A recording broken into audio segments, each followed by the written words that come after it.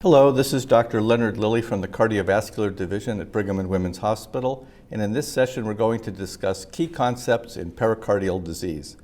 I have no disclosures, and we're going to start with a case presentation. This is a 54-year-old man who presents to the emergency department with chest discomfort for the past 4 hours. He has no history of angina, but his father had sustained a myocardial infarction at age 55. The patient himself had been previously healthy, except for an upper respiratory tract infection 1 month prior to presentation.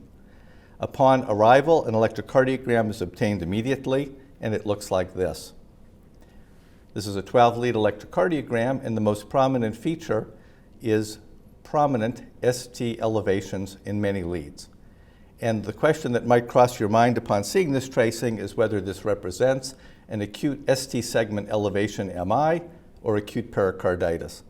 And so the first teaching point of this session is to review the electrocardiographic features that distinguish ST segment elevation MI from acute pericarditis.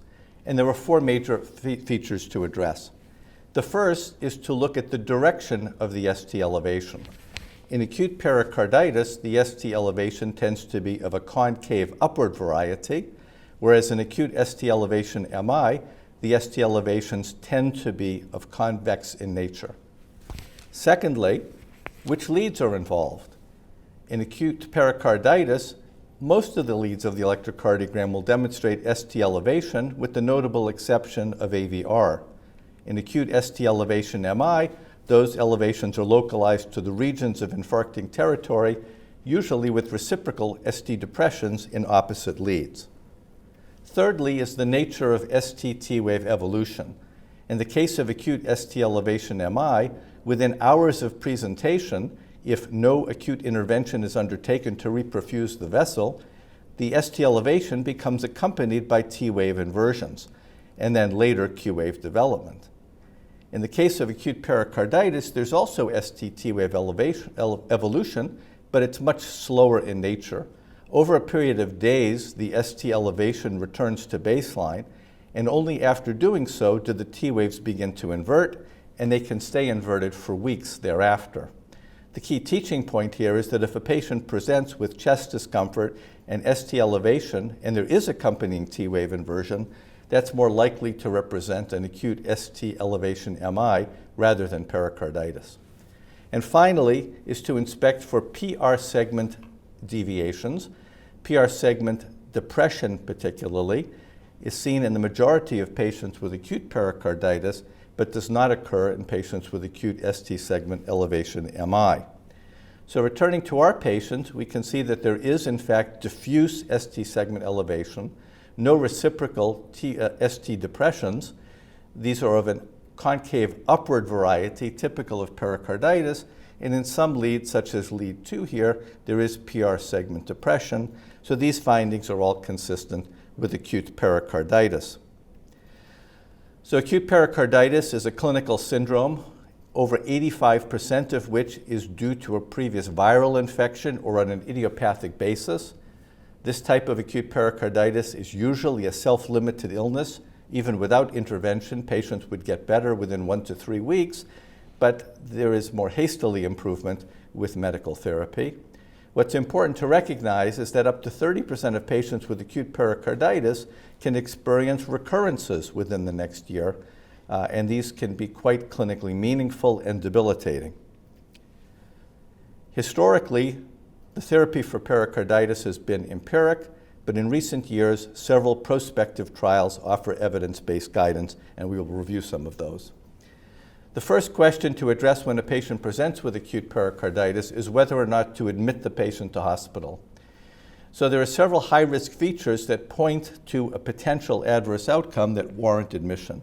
And those 5 main features are shown on this slide, and they include a higher fever, greater than 38 degrees Celsius or 100.4 degrees Fahrenheit, the subacute onset of chest discomfort as opposed to fairly abrupt onset of pain, because this may represent a more chronic illness such as tuberculosis, neoplastic disease, or collagen vascular disorders.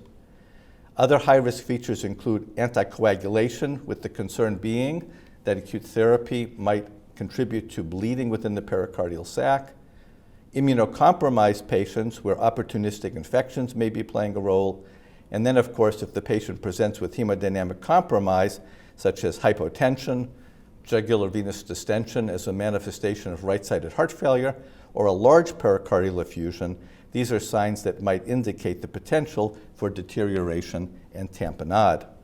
These all warrant admission to the hospital, but in the absence of these high-risk features, the majority of patients with acute pericarditis can be managed as outpatients. The medical therapies and approaches to acute pericarditis in the modern era are threefold, and they include aspirin and other nonsteroidal anti-inflammatory drugs, the anti-inflammatory agent colchicine, and in some circumstances, glucocorticoid therapy, and we'll address these individually. So first, nonsteroidal anti-inflammatory drugs. There are no prospective randomized trial with these agents, but we know that they are effective in terms of relief of discomfort. And the most commonly used regimens include aspirin at high dosage, such as 650 to 975 milligrams, 3 to 4 times daily, or other nonsteroidal anti-inflammatory drugs such as ibuprofen or indomethacin. Please remember that in patients who can't take oral medications because of nausea or who haven't responded to these drugs, parenteral ketorolac can be effective at 15 to 30 milligrams up to 4 times per day, intramuscularly or intravenously. Typically, nonsteroidal anti-inflammatory therapy is continued for about a 2-week course, followed by a taper, and most patients will respond to this regimen. Now, in recent years, colchicine has entered the armamentarium for pericarditis therapy. This is not an FDA-approved approach, but is now widely used, and we'll review some of the data as to why that is.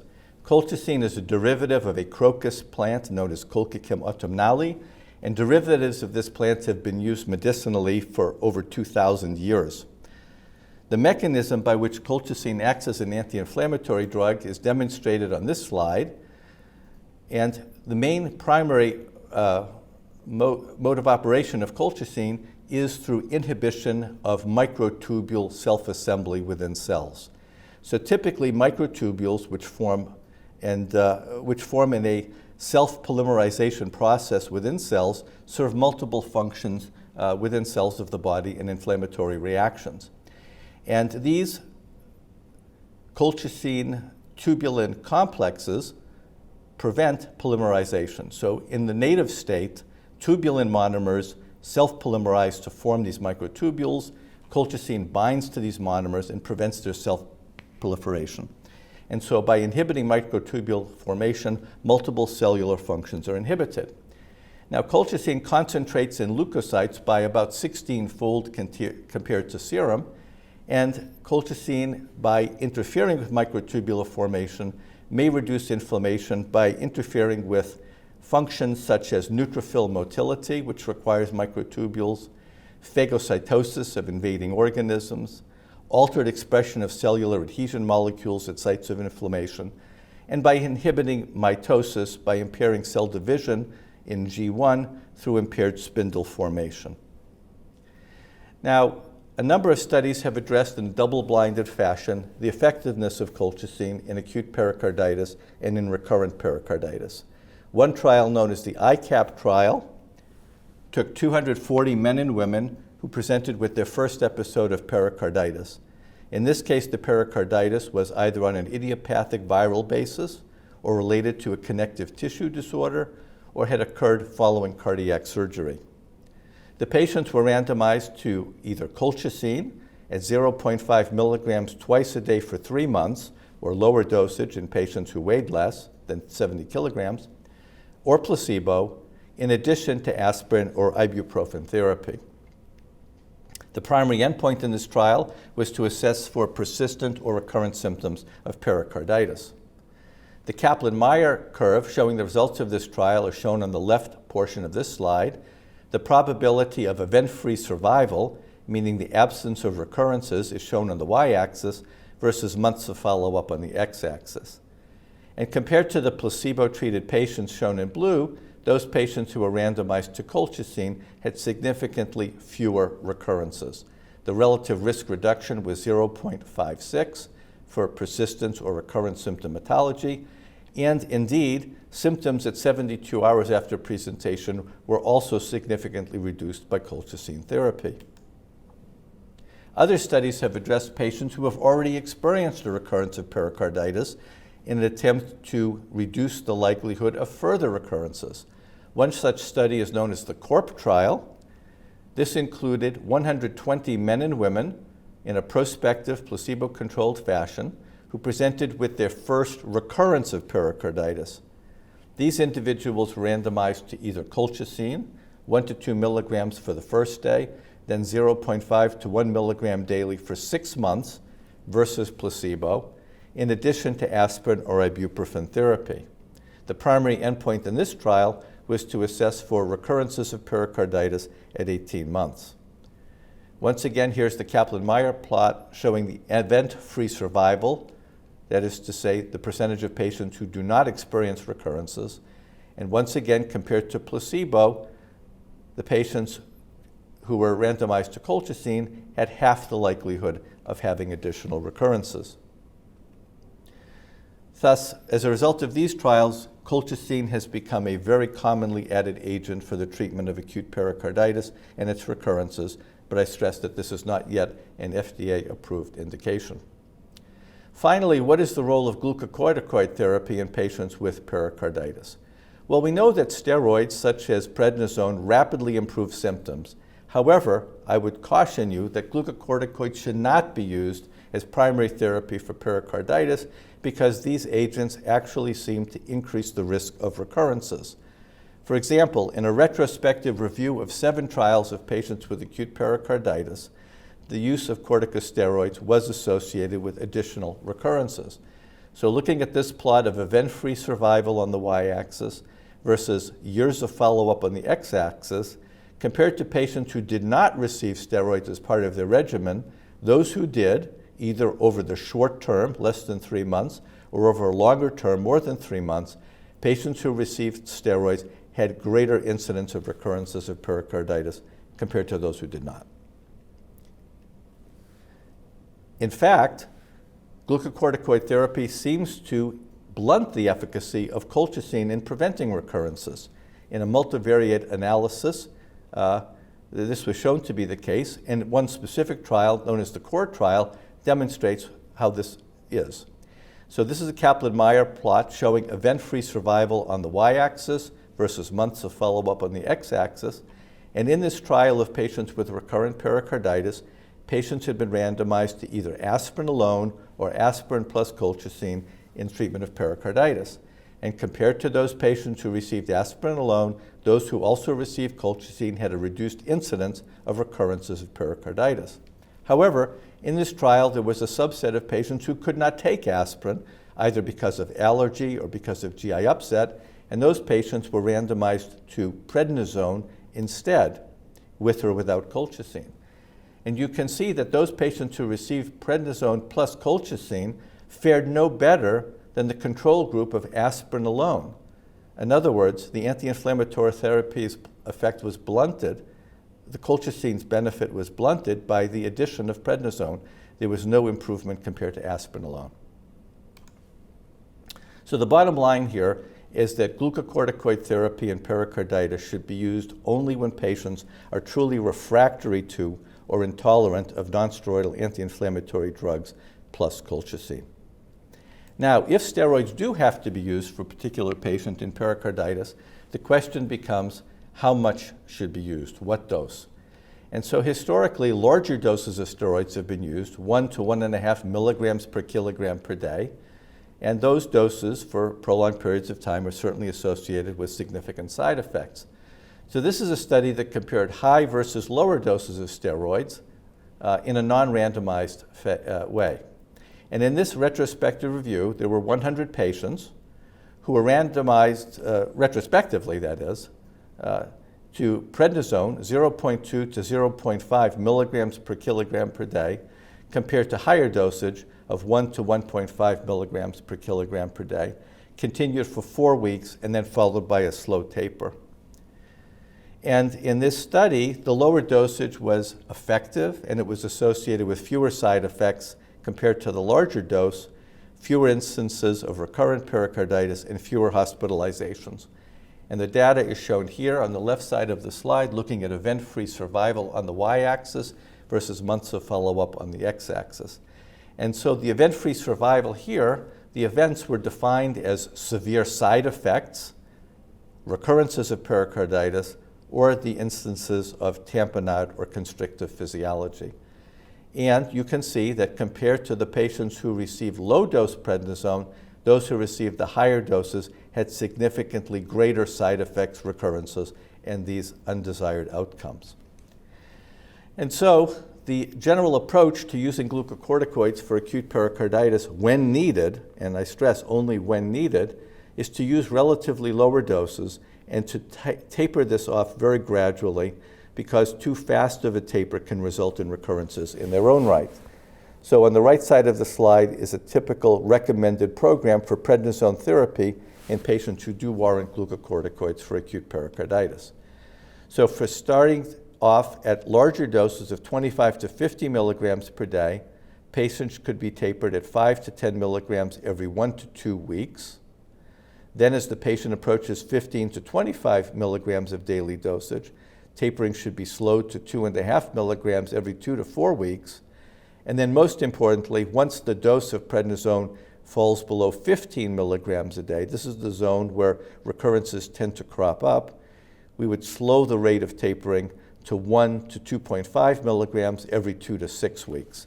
And using this program, most patients can be tapered off of prednisone fairly safely without generating recurrences of pericardial disease. So that's a discussion of the treatment of acute pericarditis. Now we'll turn our attention to the complications of pericarditis, cardiac tamponade and constrictive pericarditis. And both of these complications, to a degree, share a similar pathophysiology. That is, in both of these conditions, there is impaired diastolic filling of the ventricles. Systolic function is not impaired. In the case of cardiac tamponade, the impaired diastolic filling is due to the presence of pericardial fluid under high pressure, and in the case of constrictive pericarditis, due to the development of a scarred, rigid, sometimes calcified pericardium. The impaired diastolic filling has two major consequences. The first is that the reduced filling results in backup of blood into the respective atria, resulting in elevated venous pressures. That causes jugular venous distension in the right side of the circulation and pulmonary congestion in the left side of the circulation. At the same time, the impaired diastolic filling of the ventricles means that there is less blood available for forward stroke volume, and therefore, in these conditions, cardiac output tends to be reduced, often accompanied by hypotension and reflex tachycardia. Now, cardiac tamponade should be suspected in patients with acute pericarditis or chest trauma who have three main features representing this abnormal pathophysiology, and that includes jugular venous distension as a sign of right-sided heart failure, a small, quiet heart on auscultation due to the insulating effect of what is usually a large pericardial effusion, and hypotension with pulsus paradoxus, an inspiratory reduction of blood pressure by more than 10 millimeters of mercury, which is thought to result from inspiratory augmentation of right ventricular filling at the expense of left ventricular filling in patients who have this condition. The electrocardiogram may be useful in patients with suspected cardiac tamponade. There are three major potential findings. They're all shown in this tracing, this 12-lead electrocardiogram with a rhythm strip at the bottom. And the main features that you can see here that are consistent with a large pericardial effusion that's often present in tamponade physiology is, number one, the presence of sinus tachycardia as a reflex mechanism of the reduced forward cardiac output. Second, low limb lead voltage due to the electrically insulating effect of the large pericardial effusion. And thirdly, if you look closely at this rhythm strip, there is electrical alternans, an alternating height of the QRS complex from beat to beat due to the fact that when there's a large pericardial effusion, the heart swings from side to side within that infusion, causing a change in the electrical axis from beat to beat. Echocardiography is the most useful non-invasive study to confirm and help with the diagnosis of cardiac tamponade. This panel is taken from a 56-year-old woman with metastatic breast cancer with metastases to the pericardium. And in this parasternal long axis view, this is the left ventricle, this is the right ventricle, here's the left atrium, and this large echolucent space around the heart, labeled PE, represents a large pericardial effusion. When a pericardial effusion is seen anterior to the heart as well as posteriorly, it means that at least 250 milliliters of fluid is present.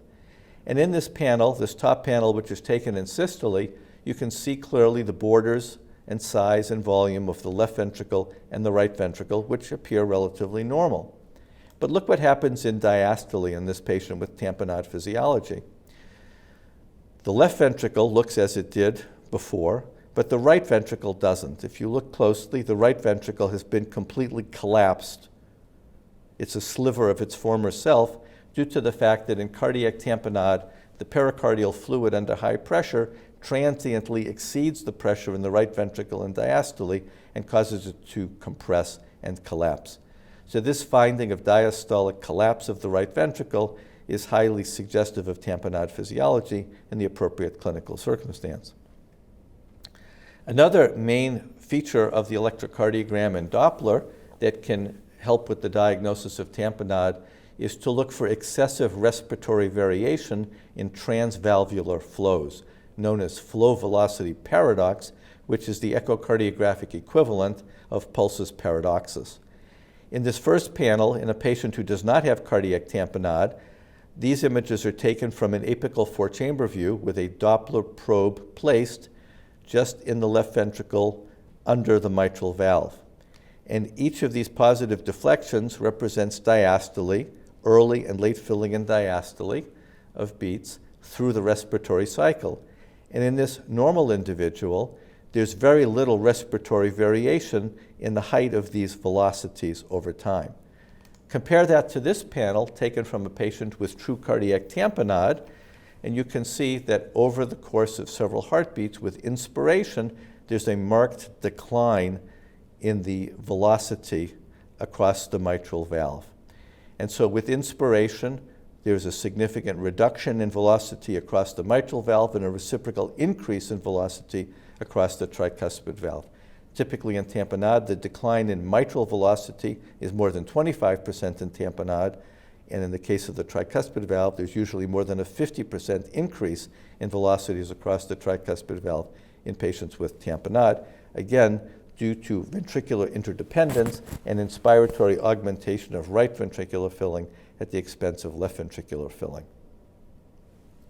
The diagnosis of tamponade can be confirmed and treated in the cardiac cath lab, and the main features are shown here.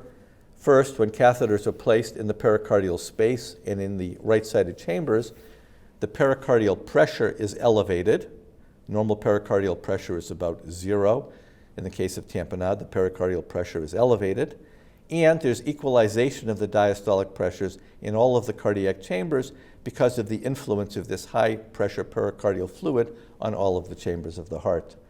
So the intrapericardial pressure becomes equal to the right atrial mean pressure, the right ventricular diastolic pressure, the mean pulmonary capillary wedge pressure, and if a catheter is introduced into the left side of the circulation, the left ventricular diastolic pressure as well. And in the cath lab, pericardiocentesis can be undertaken, sometimes under echocardiographic guidance. The second main complication of acute pericarditis that can develop is typified by this lateral chest X-ray.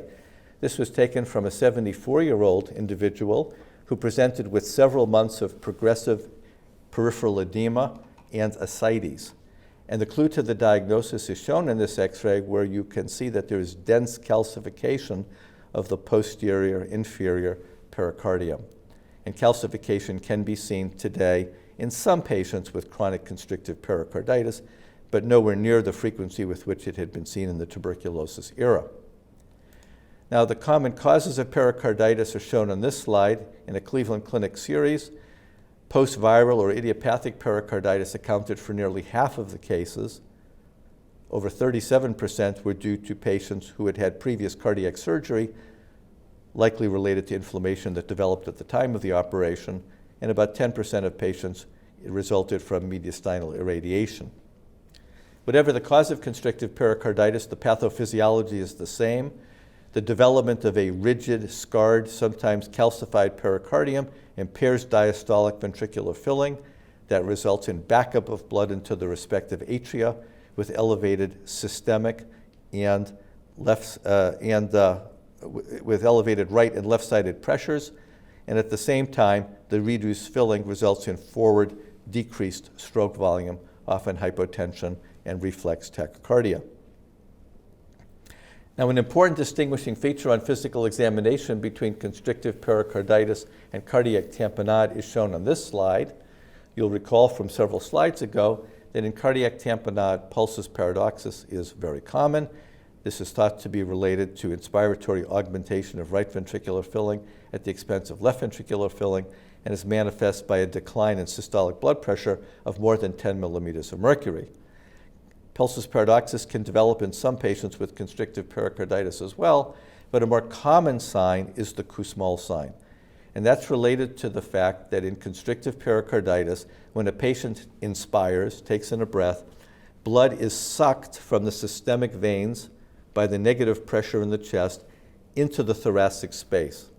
But in constrictive pericarditis, the heart cannot accommodate this additional volume because of the effects of the constricting pericardium, and therefore blood accumulates in the intrathoracic but extracardiac space, resulting in augmentation of the jugular venous pressure with inspiration. Normally with inspiration, jugular venous pressure falls as blood enters the thorax, but in constrictive pericarditis it rises because that blood cannot be accommodated by the right-sided heart chambers. So this inspiratory augmentation of JVP is known as Kussmaul sign. That's typical of constrictive pericarditis, whereas pulsus paradoxus is the sign most associated with cardiac tamponade. Now, unlike cardiac tamponade, where echocardiography is so helpful, echo tends to be somewhat less helpful in constrictive pericarditis because the pericardium cannot really be visualized very well by standard two-dimensional echo. Much better ways of visualizing the thickness of the pericardium is by CT or MR imaging. This CT was taken from a patient with idiopathic constrictive pericarditis. The normal pericardium is about 2 millimeters in thickness.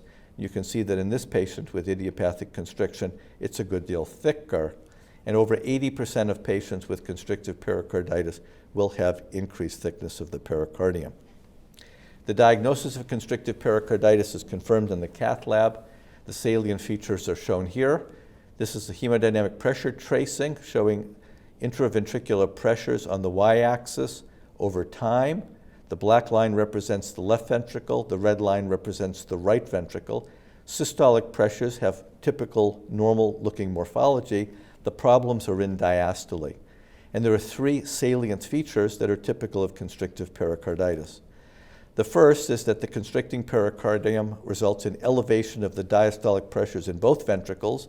So you can see that the pressures are high, close to 20 millimeters of mercury in both the right and left ventricles during diastole. Secondly, there's equalization of those diastolic pressures in the right and left ventricle due to the similar constricting effect on both chambers. So typically the pressures are within 5 millimeters of one another. So there's elevation and equalization of pressures. And third is the morphology of filling here. You can see that there is some early rapid filling in diastole, as it should, but then there's a sudden cessation of further filling because the volumes of the ventricles become limited by the constricting pericardium.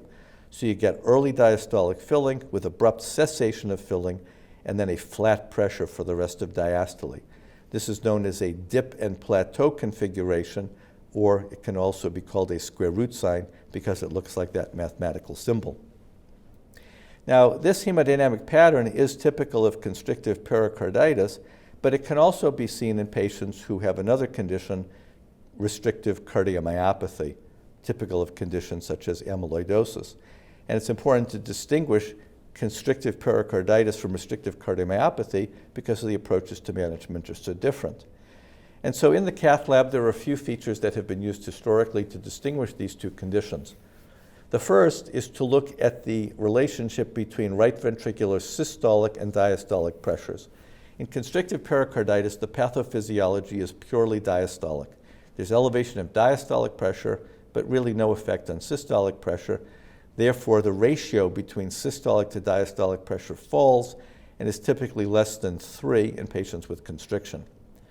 On the other hand, patients who have restrictive cardiomyopathy such as amyloid, there is usually some component of systolic ventricular dysfunction as well that results in backup of blood, some elevation of right ventricular pressures due to pulmonary hypertension. And the ratio of systolic to diastolic right ventricular pressure therefore tends to be elevated. Secondly, in constrictive pericarditis, the right and left ventricular pressures during diastole should map closely together within 5 millimeters of mercury. In restrictive cardiomyopathies, you may be able to separate those curves by altering volume loading conditions, such as raising the legs on the patient's legs on the cath table or by infusing saline. And thirdly, in patients in whom restrictive cardiomyopathy is strongly suspected, a myocardial biopsy will often be abnormal, for example, showing abnormal infiltration in patients with amyloid, whereas in constrictive pericarditis, such a biopsy would be unremarkable. Now, in recent years, additional hemodynamic findings have been very useful at distinguishing restriction from constrictive pericarditis. And this relates to the respiratory filling alterations that develop in constrictive pericarditis that are different compared to normal individuals and those with restrictive cardiomyopathy. So in this cartoon of a long axis of the heart, in expiration, you can see the right atrium, right ventricle, left atrium, and left ventricle. Now, in patients who have constrictive pericarditis, the heart is isolated from the rest of the chest because of this rigid, scarred tissue that surrounds it. So changes in intrathoracic pressure are not easily transmitted to the intracardiac space. That means that with inspiration, the patient's intrathoracic pressure becomes more negative, including the pressure within the pulmonary veins. However, the pressures within the heart do not decline because they're protected by this constricting pericardium. Therefore, with inspiration, the pressure in the pulmonary veins fall, the pressures within the heart do not, and therefore there is a reduction in pressure gradient between the pulmonary veins and the left-sided cardiac chambers, so there is decreased drive for blood flow from the veins back into the left side of the heart. Therefore, with inspiration, there is a reduction in left-sided filling, decreased inflow into the left atrium and left ventricle, and therefore the left ventricle becomes smaller with inspiration. Because of ventricular interdependence, when the left ventricle becomes smaller, the right ventricle increases in size as the interventricular septum bows towards the left.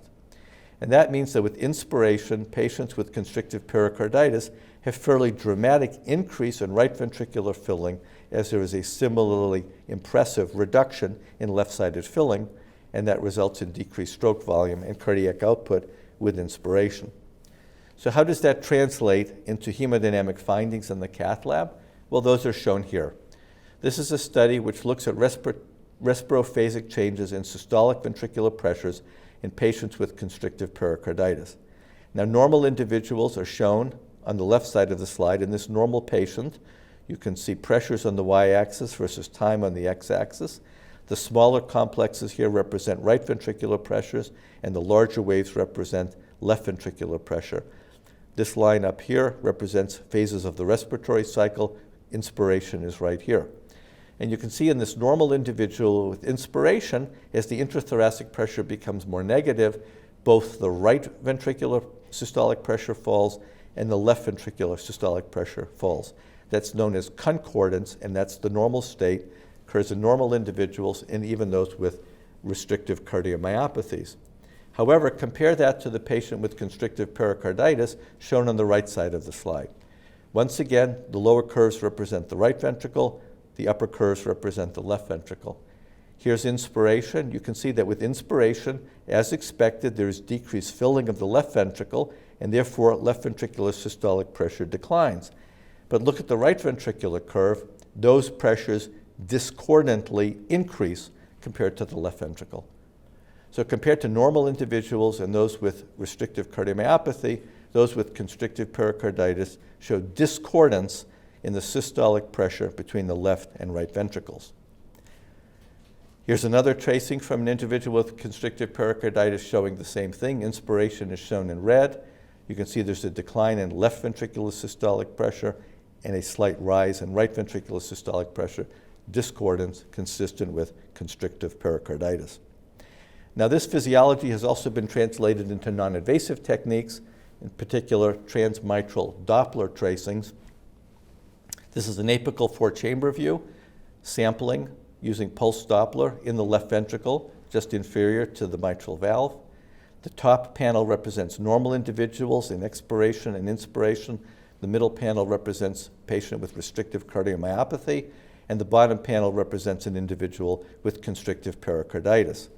So in the normal individual, there is an E wave, which represents early diastolic filling, and an A wave, which represents atrial contraction and late diastolic filling into the left ventricle.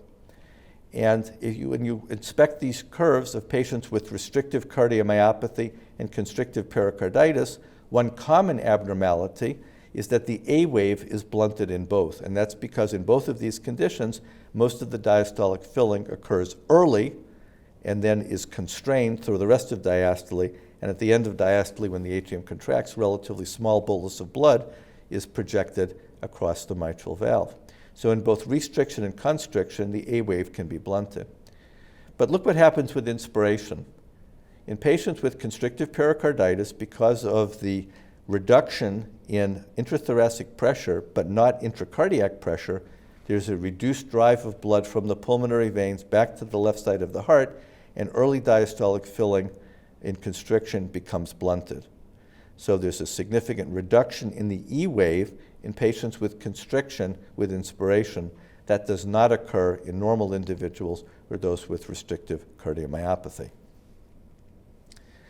This is an example in a real patient, apical four-chamber view, pulse Doppler cursor shown here, compared to the E wave compared to expiration here, declines significantly in inspiration. In this case, it declined by 42%.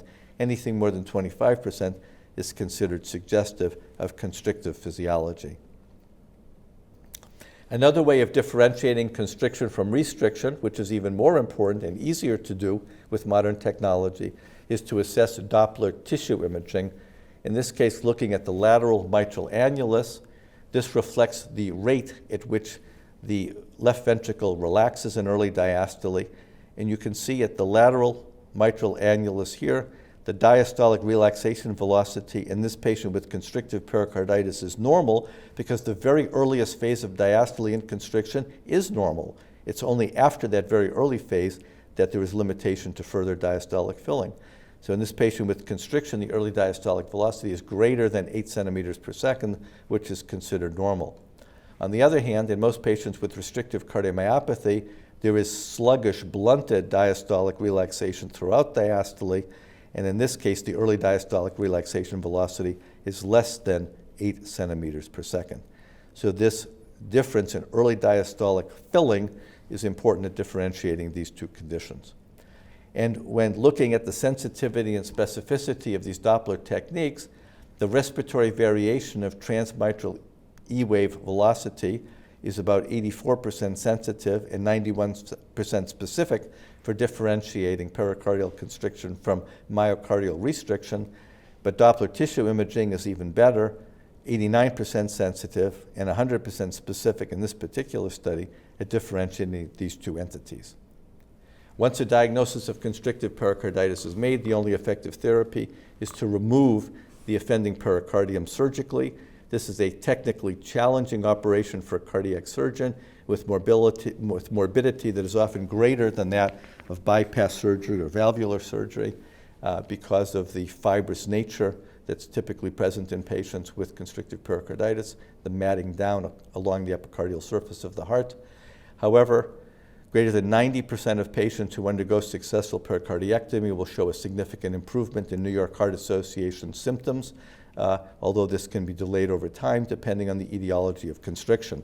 In patients who have post-viral constriction, recovery tends to be faster and stronger, whereas in patients who have other pathologic conditions such as radiation-induced constriction, there may be delayed improvement or less improvement over time. And so that's a general summary of pericardial disease. Let's ask and answer a couple of questions. So question number one involves a 38-year-old woman who was previously healthy, She presents to your clinic with fever, pleuritic anterior chest pain, and a pericardial friction rub. Her electrocardiogram shows diffuse ST segment elevation and PR segment depressions. Echocardiography demonstrates a small posterior pericardial effusion without cardiac chamber compression. The question is, which of the following is correct in management? Glucocorticoid therapy is indicated to prevent progression of her effusion. B, ventricular dysrhythmias are common in this setting. C, the relapse rate is greater than 15% over the next year.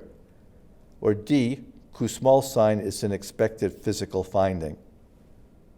The correct answer here is C, the relapse rate is greater than 15%. It's 15 to 30%. And just to stress again, glucocorticoid therapy is not indicated in uncomplicated patients with acute pericarditis. Ventricular dysrhythmias are not common in acute pericarditis. Atrial arrhythmias are. And Kussmaul sign is a finding in constrictive pericarditis, but not in uncomplicated acute pericarditis. Question number 2.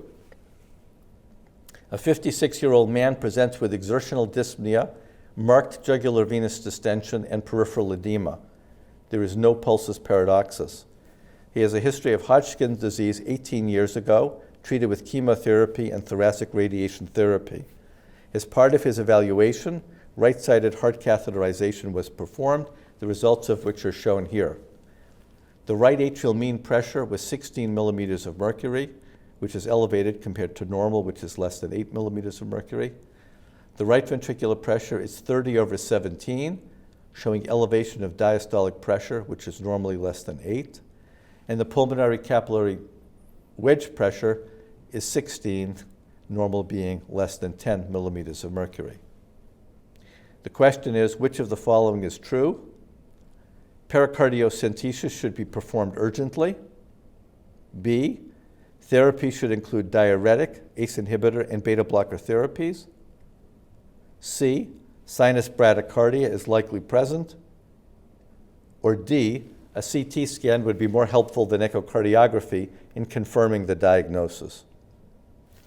And so the answer here is D, a CT scan would be more helpful than echocardiography in confirming the diagnosis, because this patient's presentation and findings at catheterization are consistent with constrictive pericarditis, and CT scan or MR are better than echo at defining the pericardium and morphology and thickness.